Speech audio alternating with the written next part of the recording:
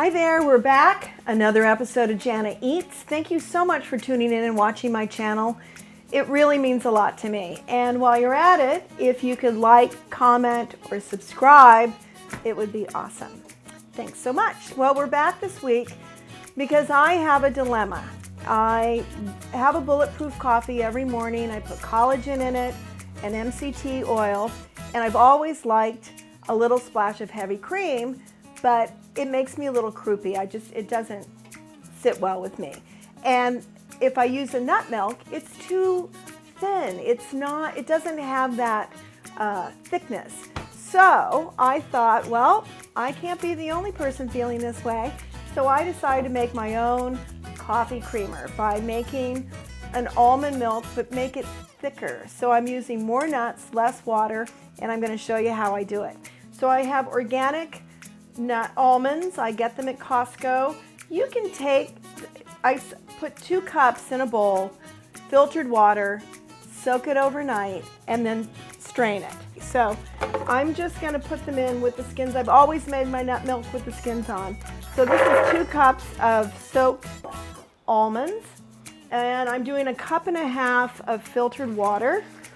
Normally for 2 cups I'd add 4 cups of filtered water, but because it's a creamer, I'm using more nuts, less water. And then the other thing I'm kind of addicted to is this Premier brand pink salt. It's either 16 or 60 times the amount of minerals. I think it's 60. And you need minerals in salt. Your cells need them to function.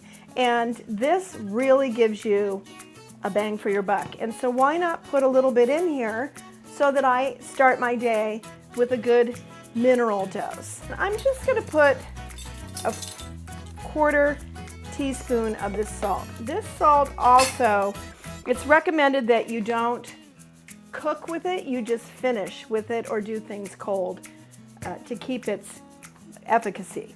So I like a Vitamix for this job because it really grinds up the nuts. So I'm going to grind it up. And you're going to need a nut bag.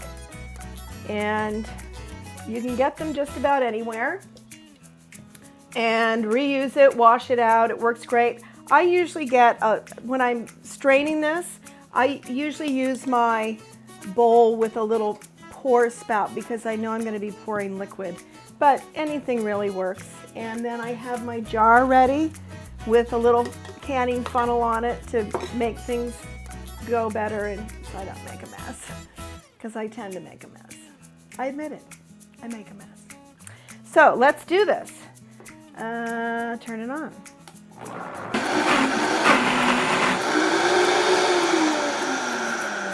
Okay, because we're doing this together, it's going to need some more water. So yay, I'm going to get more out. So I'm going to add a 2nd cup. So that's 2.5 cups of water. And let's see what happens. Always use filtered water. I might just do power up. Okay, it's time. Looks great. And it looks a lot thicker than a normal nut milk that you'd make. So you're going to pour it into the nut milk bag.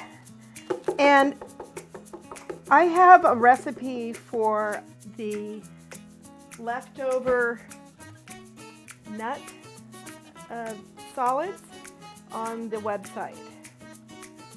And then I really gently press this through. You don't want to press it too hard because the solids will come through the bag. And then that kind of defeats the purpose, doesn't it? So, and the other thing too, a lot of people will put coconut sugar, vanilla, stuff like that into your coffee creamers or your nut milks, and feel free to do it. I just don't like the sugar or the flavoring. When I drink my coffee, and I know I got a lot of stuff in it between the collagen and the MCT oil, and sometimes I'll use ghee instead of MCT oil. It's just a great way to start my day. What I find is if I have bulletproof coffee for breakfast, I don't really eat again until noon or 1. I'm not hungry. That fat really sustains me. I'm also a morning person, so it just sort of gives my brain that extra, hello, wake up, girl. You got to get on the internet and start emailing your clients and making up more stuff for your YouTube channel. So anyway, this looks great. So you can see, and you can keep doing this, which I will later, but for time's sake, you know, here's